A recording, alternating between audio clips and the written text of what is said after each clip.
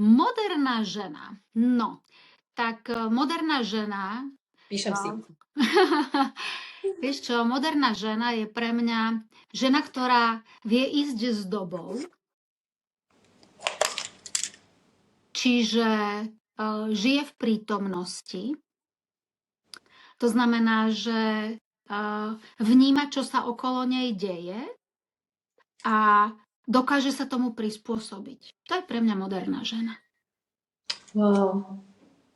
Dobre, možno som nepovedala, ja neviem, že je to žena, ktorá využíva, ja neviem, najnovšie počítačové výdobytky, ktorá, ja neviem, má najnovšie auto, ktorá sa moderne oblieka a tak ďalej, ale to už ide tak jedno s druhým. Nech si to každý zvonku rieši, ako chce, ale vedieť sa prispôsobiť tomu, čo je okolo nás, je podľa mňa to, že ideš s tou dobou a že si vlastne in.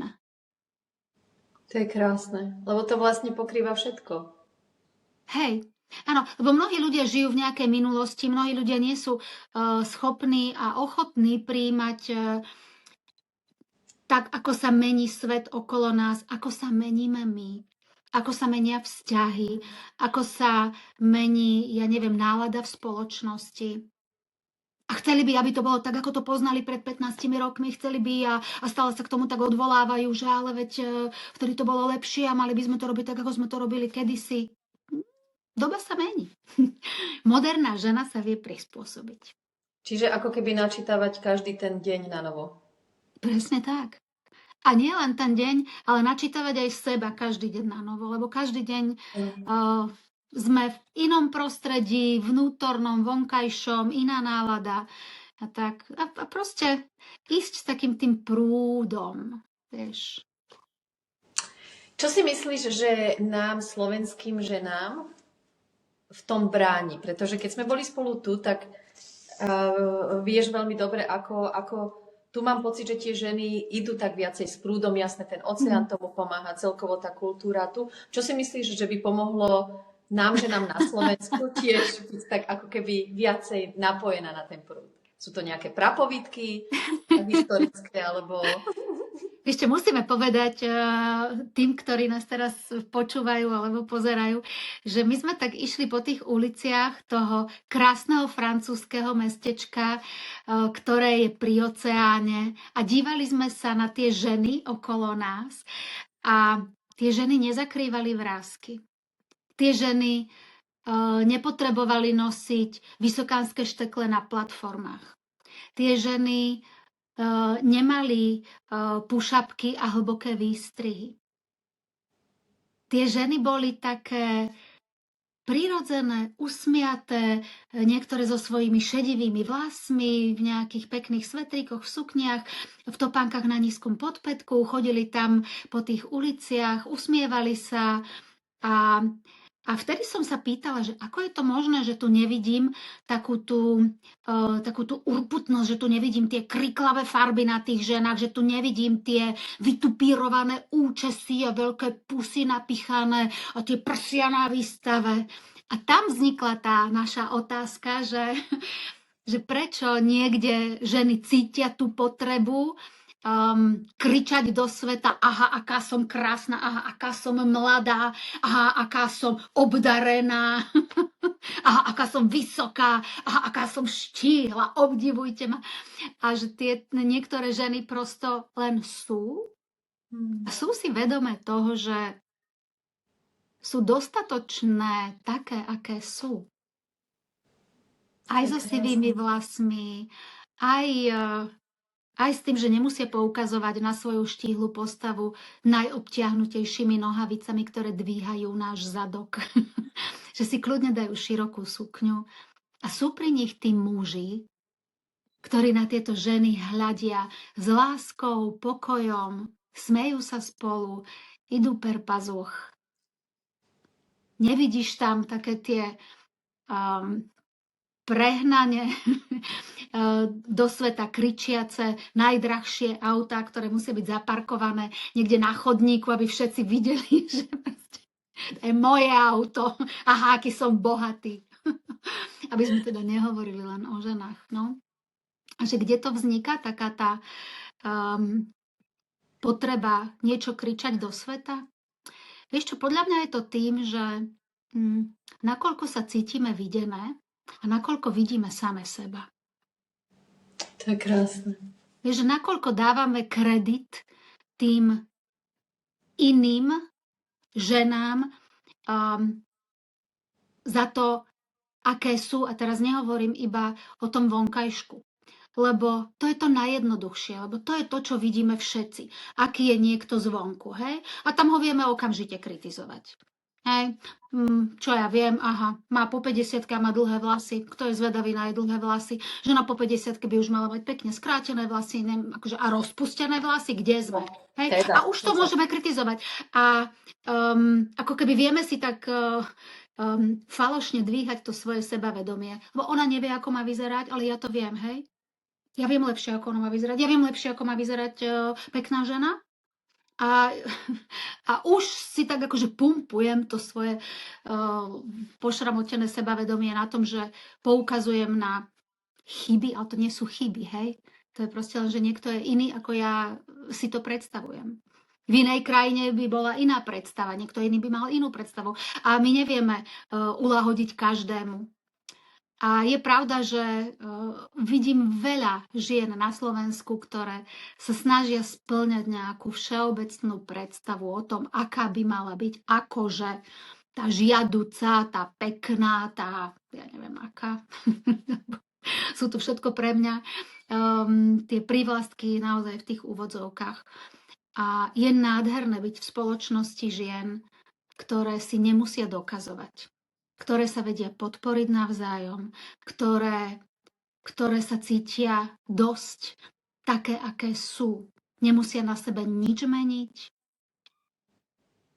Jediné, možno na čom budú pracovať, je to, aby boli zdravé, aby boli múdre, aby boli láskavé. Necítia tú potrebu sa upravovať do nejakého kvázi ideálu krásy. Neviem, či som neodbočila od témy, ale som sa preniesla duchom do toho Biarritz a som si to tam tak akože predstavila, tie ulice, a strašne dobre som sa tam cítila. A veľmi by som dopriala ženám, aj mladým, aj zrelším, aby taký ten pokoj, ktorý som tam cítila z tých žien, ktoré som tam videla, aby si ho dopriali. Lebo ja si nemyslím, že nás do toho núti spoločnosť. Lebo my vytvárame spoločnosť. Spoločnosť tvoria ľudia. A keď ja poukazujem na iné ženy a kritizujem ich, a to isté dávam aj samej sebe, tak potom vlastne tú spoločnosť vyformujeme do toho, že sa niečo očakáva a vznikajú tam také nejaké tie falošné tóny. Čiže prijať sa.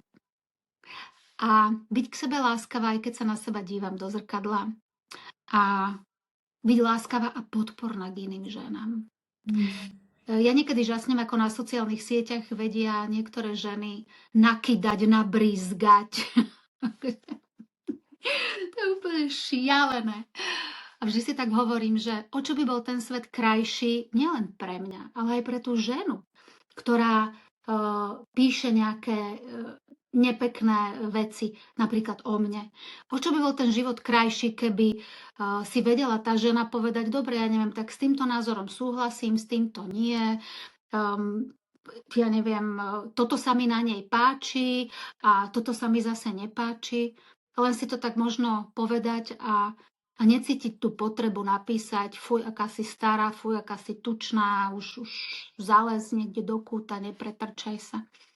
Keď budeme dávať tieto videá von, Danielka, tak už to vidím, jak mi budú písať niektoré ženy. Zase sa tam pretrčala. Áno. Áno. Áno. Ja, Zuzi, krásne si to zhrnula a ako si teraz hovorila, tak som si len tak v duchu vravela, aké je to úžasné mať v živote a byť v tom kruhu podporných žien, kde naozaj navzájom si nič nemusíme dokazovať. Príjmame sa, máme sa radi také, aké sme a ako vravíš, tou cestou vytvárame tú spoločnosť nie len v našom najbližšom kruhu, ale všade dookola, všade do sveta. A to, keď žena ženu podporuje, tak je tá podľa mňa najlepšia cesta, ako sa tento svet môže uberať správnym smerom. A vieš, Danielka, ženy sú tie ako keby tvoriteľky tých domovov. Ženy sú tie, ktoré povedzme s deťmi trávia viac času ako tí muži. My ženy sme tie, ktoré ako keby ten rodinný krb alebo takéto teplo tej spoločnosti prinášame viac ako tí muži. Aspoň ja to tak vnímam.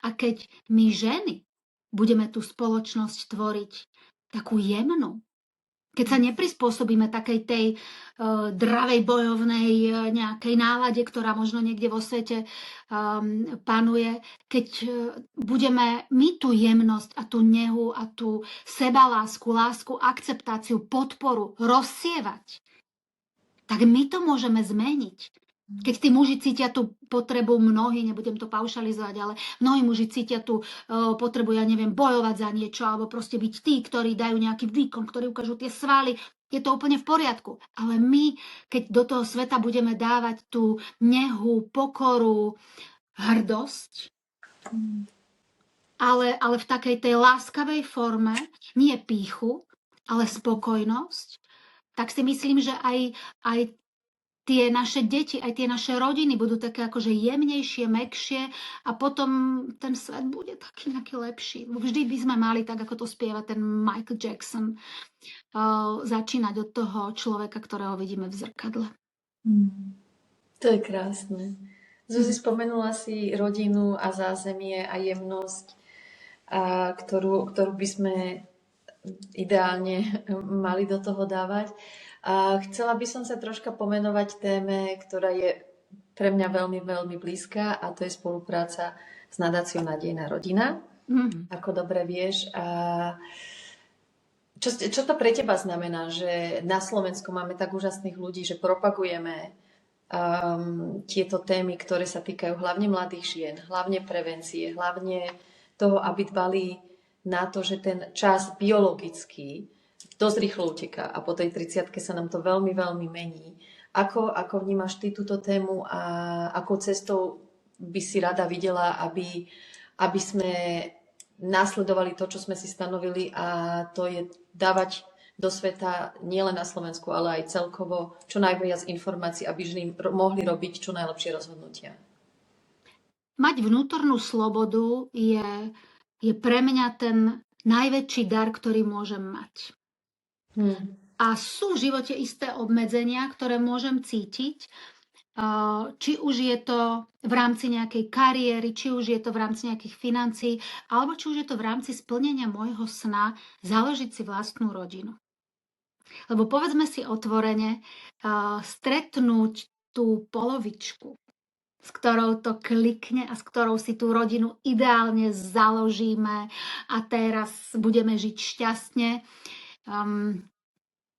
Ja mám dceru, ktorá má 21 rokov a vnímam mladých ľudí a vidím, že napriek tomu, že moderná doba nám prináša možnosti komunikovať zo všetkých možných strán a nepretržite, tak taká tá osobná komunikácia nám niekde zrazu sa stráca.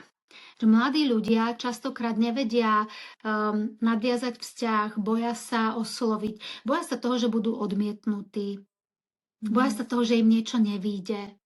Aj keď, vieš, ty z tvojho tenisového sveta, ja z môjho umeleckého sveta, keby sme mali povedať, koľkokrát nám niečo nevyšlo, koľkokrát si prehrala 99%. game match, turnaj, koľkokrát si vlastne musela znovu ako keby dať sebe tú seba dôveru, že veď vlastne idem ďalej, baví ma to, ten tenis robím, lebo ho proste milujem a robím všetko preto, aby som vyhrala. A keď nevyhrám, je to OK, lebo vždy z toho kurtu odíde niekto, kto nevyhrá.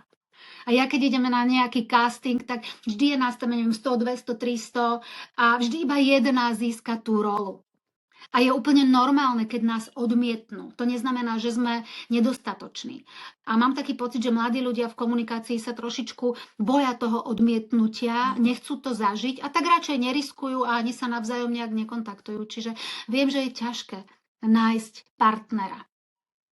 A keď nám začnú biologické hodiny tak nejak týkať, alebo keď mama, sestra a kamošky už do toho šijú, takže nám to nie je príjemné. Ja som veľmi šťastná, že veda prišla na také zistenia a dokážu ženám pomôcť, aby mohli svoje vajíčka odložiť, aby si ich mohli odložiť na horšie časy. A ak príde ten okamih, že stretne žena toho svojho princa a majú rodinu, je to super. Ale keď ho nestretne v čase, kedy tie vajíčka sú ideálne na oplodnenie a stvorenie nového života, tak je fajn. A je to strašne oslobodzujúce, keď viem, že ich mám odložené a keď príde ten čas, tak si viem pomôcť. A je tam, ešte by som možno doplnila, je úžasný ten pocit z vlastnej skúsenosti tej slobody, ako vravíš, že proste mám tu možnosť. Možno k tomu nikdy nedojde, možno k tomu dojde zajtra, že proste naozaj potom vraciame sa k bodu 1, žiť si ten život v danom okamihu každý deň tak, ako to cítim, mi vlastne toto len pridáva k tomu, že mám ešte ďalšiu možnosť, ktorú povedzme, moja generácia, keď som hrala na tenise, a k tomu prídeme, na tenisovom okruhu, tak sme nemali túto možnosť. Čiže je nenormálne, že už aj športovkyne medzi tým vekom, povedzme 21-30 rokov, majú možnosť zastaviť si tú kariéru, je to otázka pár mesiacov, vykonať, čo treba a vrátiť sa späť a kľudne si hrať do 40-ky. Aby som to teda tak nejak zhrnula. V podstate veda nám dáva možnosť, nám, ženám, vo veku povedzme od 20 do 30 sa rozhodnúť, že nechám si odobrať vajíčka, nechám si ich zamraziť a ak ich budem potrebovať v zrelšom veku, lebo sa mi nepodarí otehotnieť prirodzenou cestou, tak ich viem ako keby použiť za týmto účelom. A tenisový svet je prelomový v tom, že vlastne chce dopriať hráčkam, aby mohli hrať až kým sa nerozhodnú samé, že už naozaj stačí v tejto kariére, aby nemuseli svoju tenisovú kariéru prerušovať kvôli tomu, že chcú si založiť rodinu a chcú mať deti, tak tenisový svet vám ponúka tú možnosť, že vám vlastne ako keby zastaví vaše hodnotenie v tenisovom rebríčku na ten čas, ktorý vy využijete na to, aby ste podstúpili vlastne hormonálnu liečbu, odobratie vajíčok a potom nejakú recover, nejaké neviem, jak sa uzdravenie sa, alebo teda vrátenie sa naspäť na tú vrcholnú formu. Hej. A toto mám taký pocit, že na svete žiadny iný šport neponúka. Ja ďakujem, Zuzi, že to spomínaš, lebo o to viacej, však ma poznáš aj z toho tenisového sveta, že o to viacej som hrdá na to, že som práve tenistka a práve súčasťou VTA, že opäť raz ideme o krok vpred a ukazujeme, že nám nie len v iných športoch, ale aj celkovo v biznisoch, že ako je to čo najideálnejšie spraviť.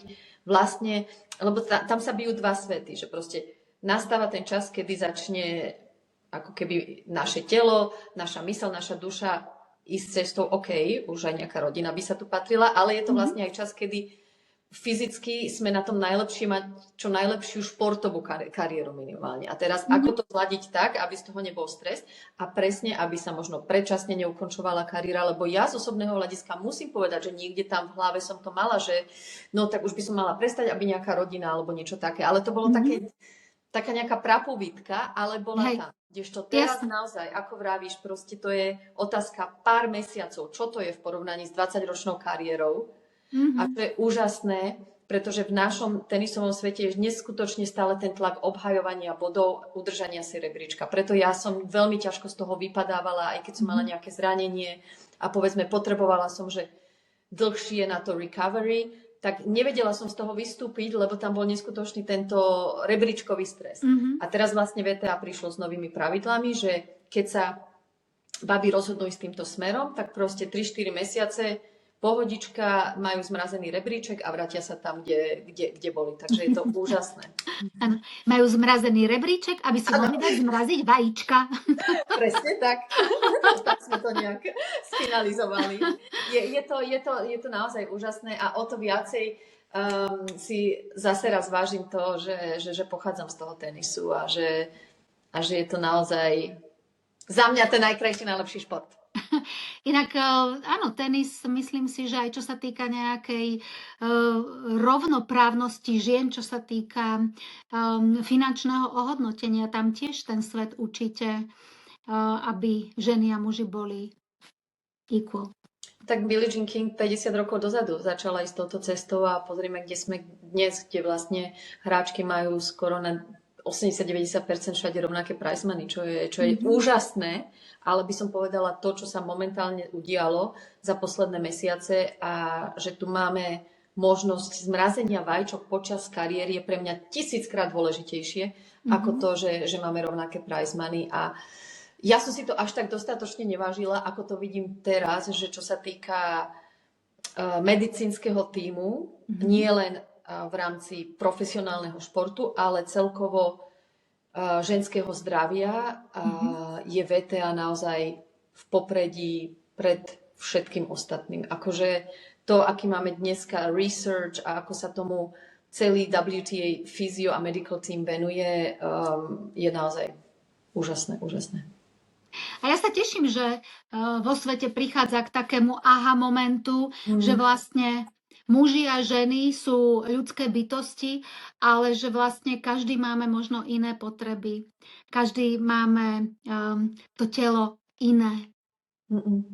Každý potrebujeme, ja neviem, inak skladať stravu. Každý potrebujeme možno inak trénovať v nejakom období. A že aj ženy, čo sa týka materstva, majú to časové a fyzické obmedzenie a treba na to brať ohľady. A ja sa veľmi teším, že tenis prišiel s touto možnosťou vlastne prerušiť kariéru alebo zamraziť kariéru a dopriať ženám, aby sa mohli o seba postarať. Je to veľkorysé. A je to strašne inšpiratívne. Ďakujem, Suzi. Som veľmi rada, že aj teba to možno trošku inšpiruje, akým smerom sa ženský tenis uberá. Ako to máš ty momentálne nastavené v rámci starostlivosti o seba, lebo vyzeráš úžasne, žiariš, kdekoľvek ideš. Je to kombinácia duchovná, fyzického cvičenia, alebo ako to máš?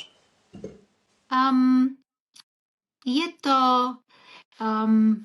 to, si myslím, kombinácia zrenia.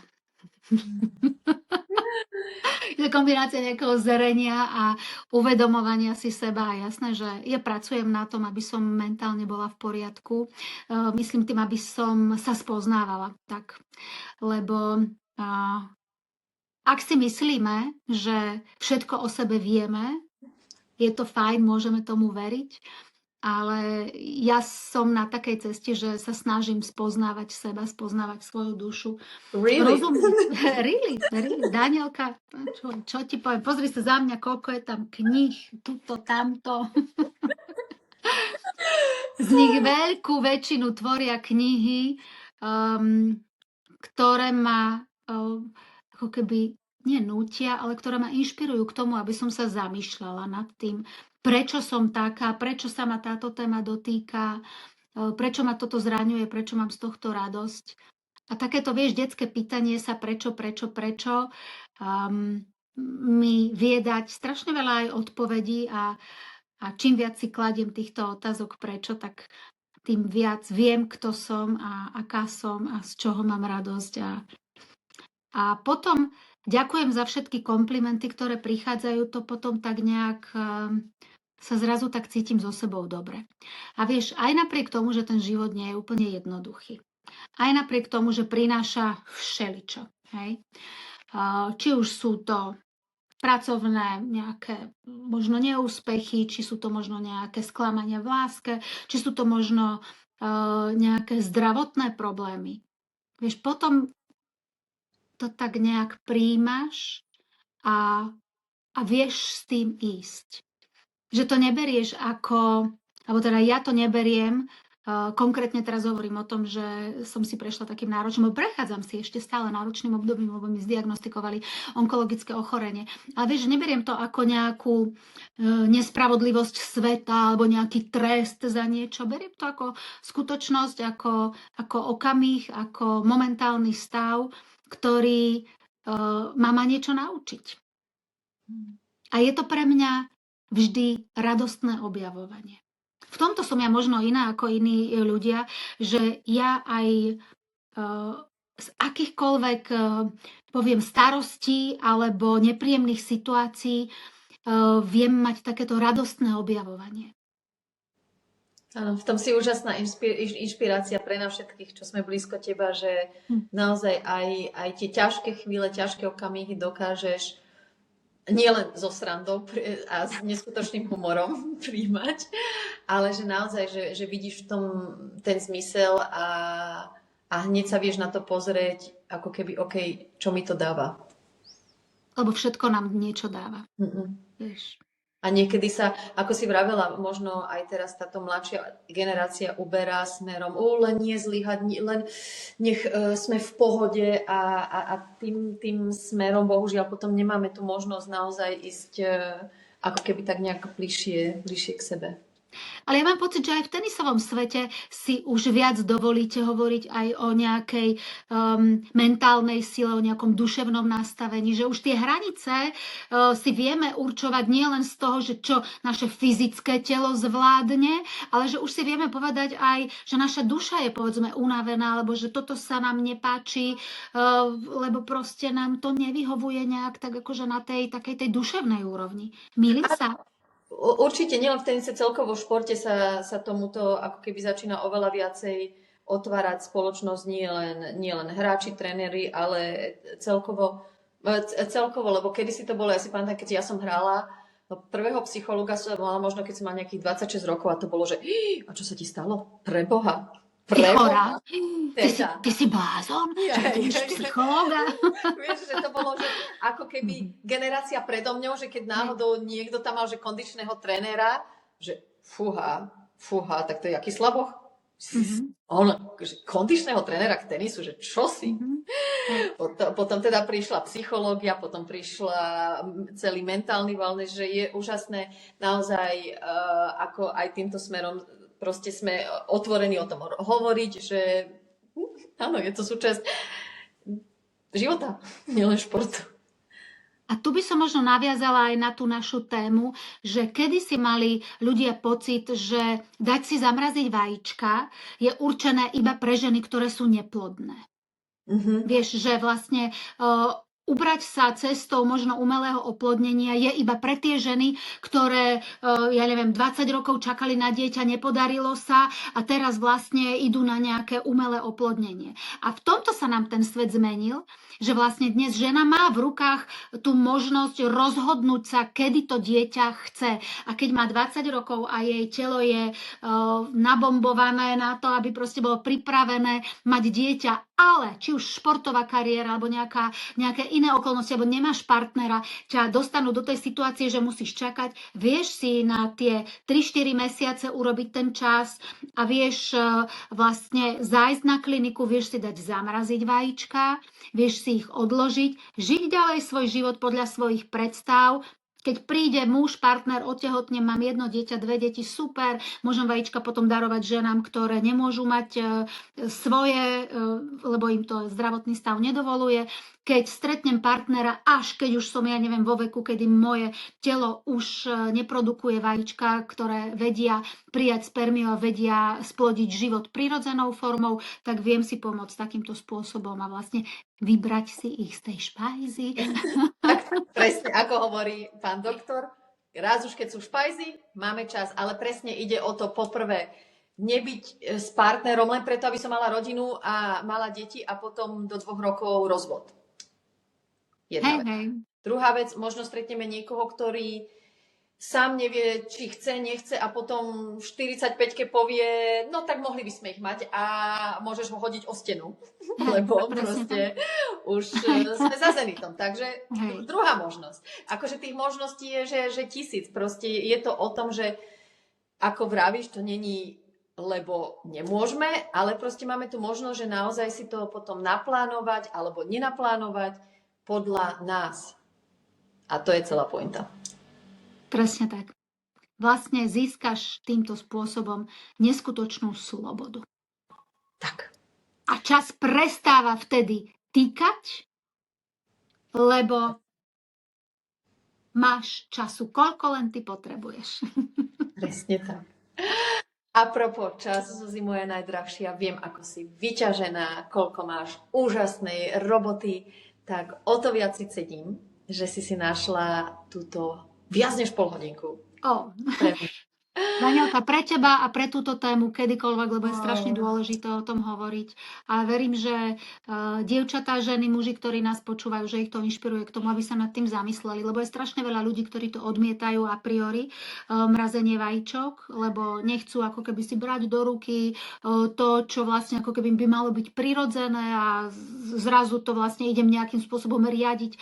Áno, svoj život si riadíme sami. A keď nám to veda dovoluje, tak prosím vás, držme ten život vo svojich rukách a riaďme si ho tak, ako si to predstavujeme a chceme my. Tak, počúvajte všetci Zuzku, nikto to lepšie povedať nemohol. Ďakujem veľmi pekne, Danielka, za tento pokec babský, krásny. Ja ti moc ďakujem, Zuzi, moja najdrahšia. Tak vidíme sa